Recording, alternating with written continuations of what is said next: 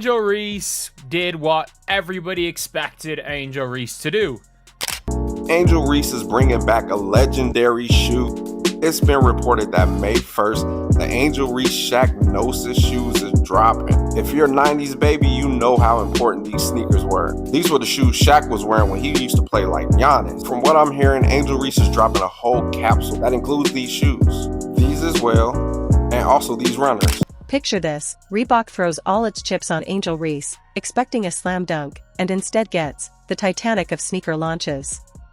The hype machine was louder than a marching band in a library, but the shoe drop flopped harder than a belly flop at the Olympics. Now Reebok execs are sweating through their polos, wondering if they just funded the world's most expensive clearance rack item. Buckle up, this disaster is about to get way funnier. Angel wings, you say? Angel wings? Hey, I think we got the official pics now. Reebok has officially gave us information regarding that heat Angel was wearing yesterday. Well, it's on. Officially, these are going to be dubbed the Me Bounds, which I ain't mad at it. They got to send some over to Teague and them, though. You got to send some. I'll move out the way for y'all. But I know what colorway I'm getting. Forget them white ones.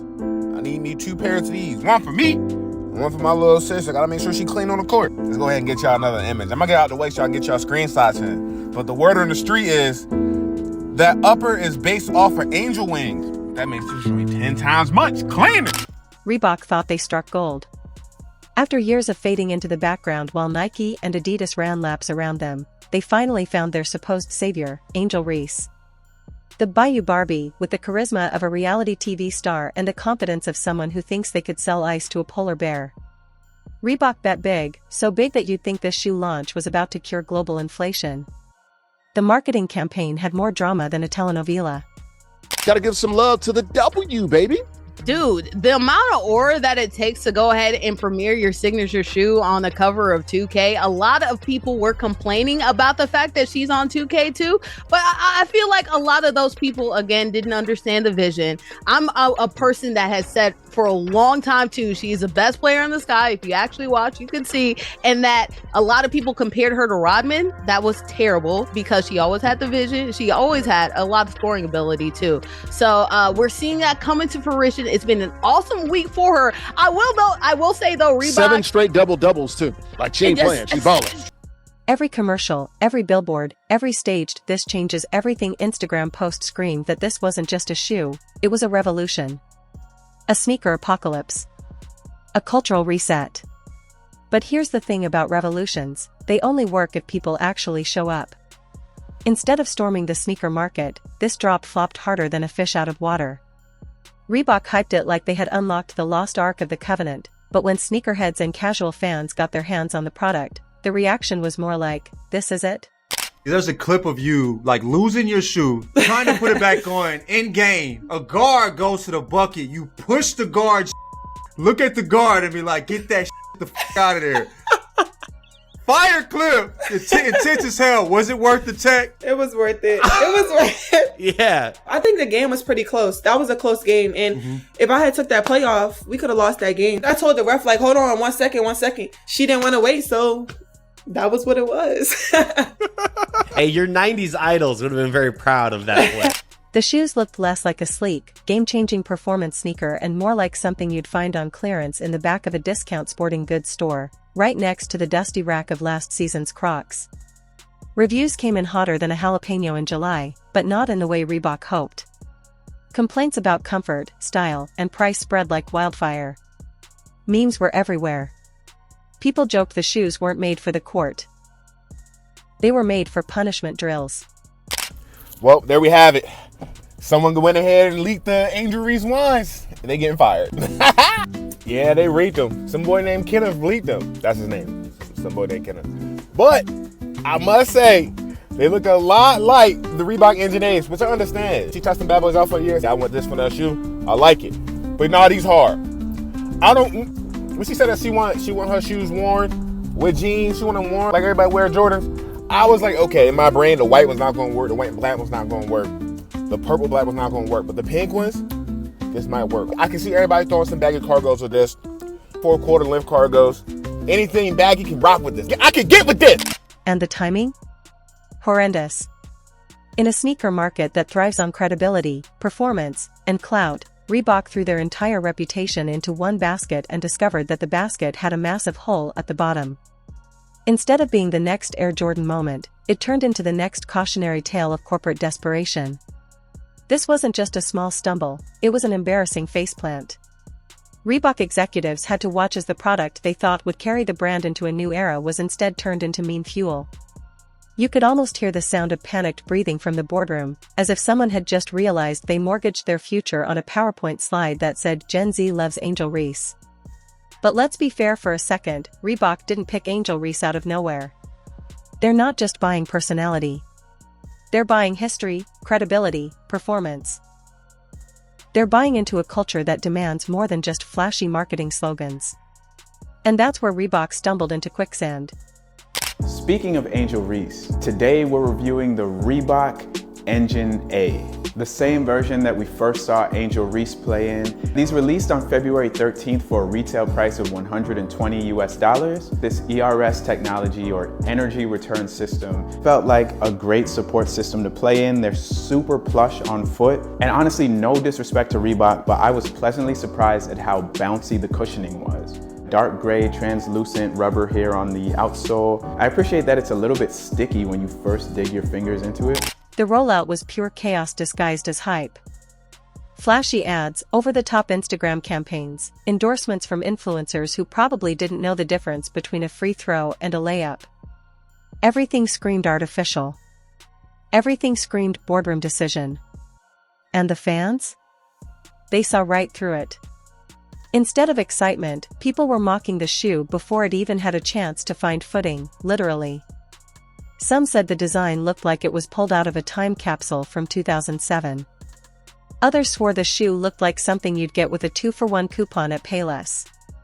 The supposed game-changing design didn't inspire awe, it inspired laughter.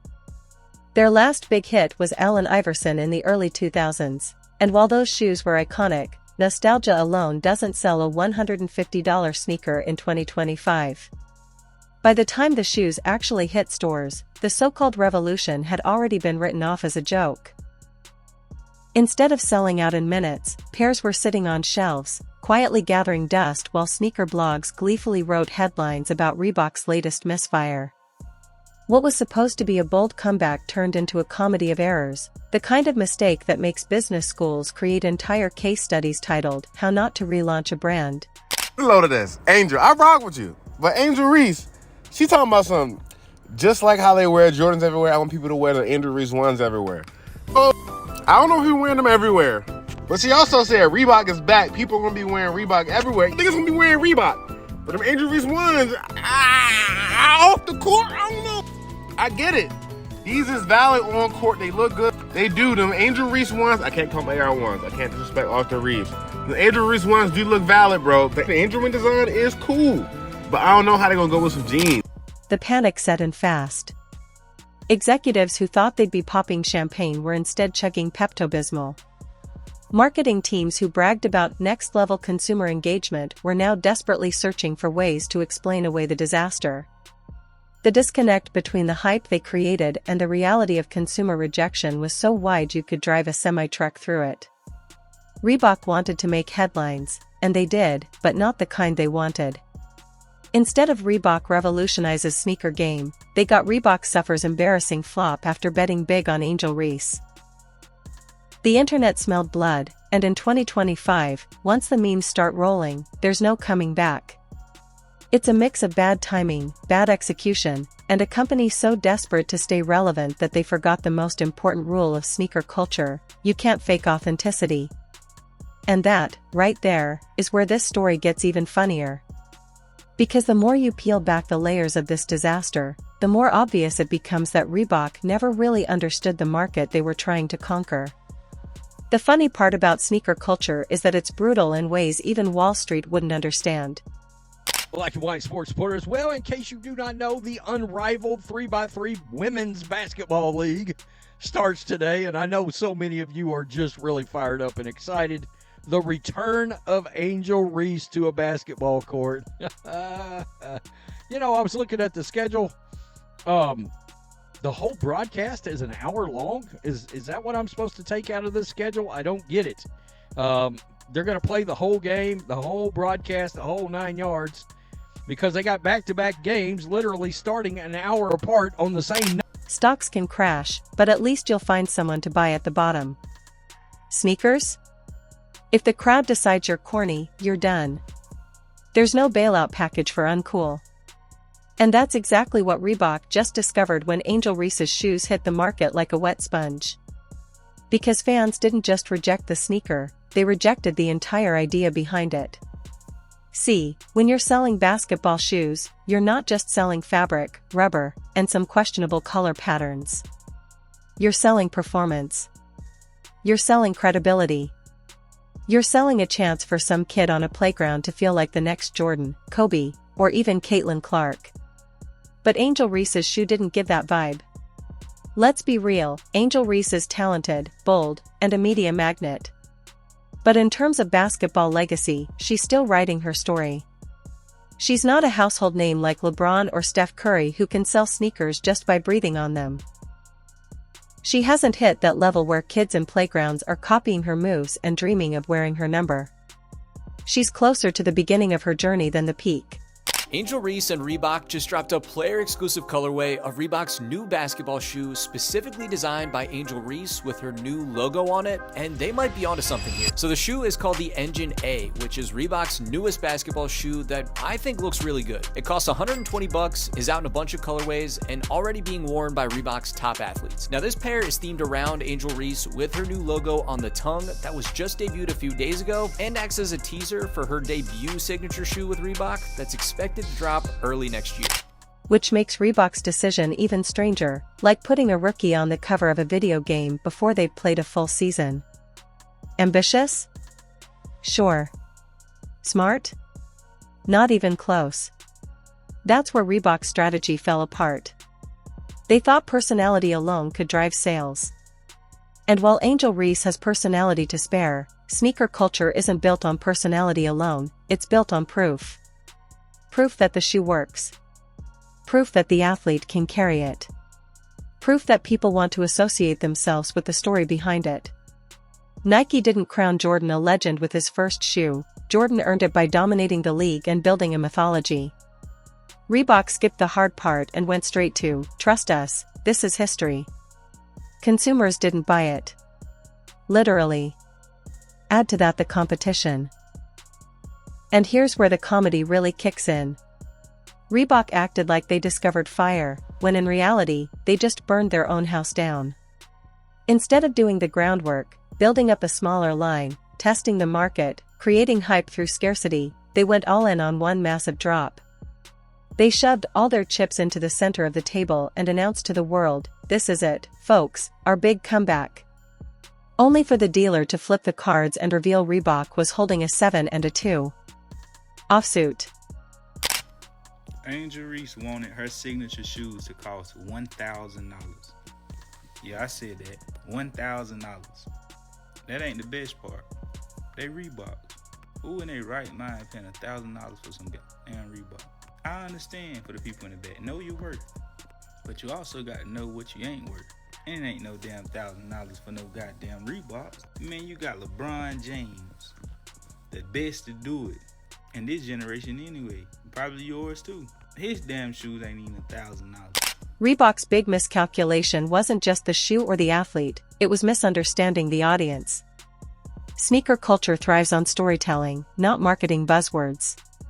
When Nike drops a shoe, it comes with history, heritage, and a clear connection between athlete and product. When Adidas drops a shoe, they attach it to performance or a cultural icon. Reebok? Their last true star was Allen Iverson, and his sneakers worked because AI was a cultural phenomenon. His shoes weren't just footwear, they were a symbol of rebellion, street style, and dominance on the court. Instead, the reaction was more like, cool, but what's Nike dropping next week? It's like trying to enter a rap battle with nursery rhymes. The audience doesn't boo because they hate you, they boo because you showed up unprepared. And Reebok was as unprepared as a student trying to wing a presentation after skipping every class. After Angel Reese officially debuted her first signature shoe, more colorways have begun to surface, and what is astounding is that people are already heated over the Reebok Angel Reese 1 more than 6 months before it is released. Haters are already having a field day, while her supporters are vigorously defending her as they wait to score a pair of the shoe. The fallout was instant. Social media roasted the shoes mercilessly.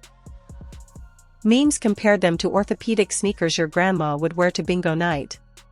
Reviews blasted the design, comfort, and overall vibe. The only people defending the shoe were paid influencers who looked about as enthusiastic as someone being forced to smile in a hostage video. And the price tag? That was the finishing blow. Reebok priced the sneakers like they were already iconic. Reebok brought a participation trophy. That's not how it works. That's not how it ever worked. Instead of writing a new chapter, Reebok ended up photocopying someone else's homework, and doing it poorly. They wanted to be Nike without putting in Nike's decades of work. They wanted Jordan-level impact with rookie-level credibility. They wanted sneaker culture to bend the knee, when sneaker culture doesn't bow to anyone who hasn't earned it. 6 straight double-doubles, hooping on the court, and dropping your signature shoe? Hey, Angel in her bag. Angel's in her bag. For those that don't know, Angel Reese had a sneak peek of her signature shoe that is coming out very, very soon, making her the 4th active WNBA player to have a signature shoe at this time. 2nd woman to ever have a Reebok signature shoe, so doing her biggest one. So when the flop happened, it wasn't just about one shoe. It was about Reebok being exposed. Exposed for not understanding the market. Exposed for thinking hype could replace heritage. Exposed for believing that a flashy campaign could cover up a weak product. And now they're left scrambling. Because once sneaker culture decides you're a joke, it's nearly impossible to win them back. You can discount the shoes, you can throw in free merch, you can even pay influencers to keep pretending they love it, but deep down, you know the truth. This sneaker isn't just a flop, it's a symbol of Reebok's desperation. Sales numbers were flatter than a pancake run over by a steamroller. Shelves were still full. Online stock levels weren't budging. And the only sold-out sign came from retailers who refused to order any more pairs. Suddenly, the boardroom looked like a live-action comedy sketch. Imagine a group of suits frantically brainstorming ways to salvage a product nobody wanted. Someone probably suggested slashing prices, only to realize that discounting a shoe this fast makes it look even more embarrassing. With Louis, Gucci, them boys. Ain't no way we paying $1,000 for no Reeboks. We ain't even paying that for Jordans. Maybe she was running the play here. I'm gonna give her the benefit of the doubt. They were trying to hit across the head with a 40 ball. They say, hey man, we suggested $40 per pair. After negotiations, her strategizing and promoting her brand, they settled on $150. But whenever they hit her with the 40, she like, shit, I'm gonna aim for a band so they can then give me what I want, a regular shoe price, around $150. You know what I'm saying? $150, $200. And for Angel Reese, it was an awkward moment. Her star power was still there, but her sneaker was being roasted harder than a Thanksgiving turkey. The bigger picture here is almost tragicomic. This flop exposed the massive gap between what Reebok thinks it is and what the market knows it is. They thought they could waltz back into the game after years of irrelevance and act like kings. Instead, they got reminded that sneaker culture is ruthless. Legacy matters. Performance matters. Authenticity matters. And without those, you're just another brand shouting into the void while Nike and Adidas print money. Angel Reese will recover, her career is too big not to. But Reebok? They just reminded the world why they've been living in the shadows. The punchline writes itself, Reebok didn't just launch a sneaker, they launched a comedy special disguised as footwear. Angel Reese may dominate on the court, but off the court, her sneaker deal is playing JV ball. And unless Reebok figures out how to stop tripping over its own laces, this won't just be a flop, it'll be their entire legacy.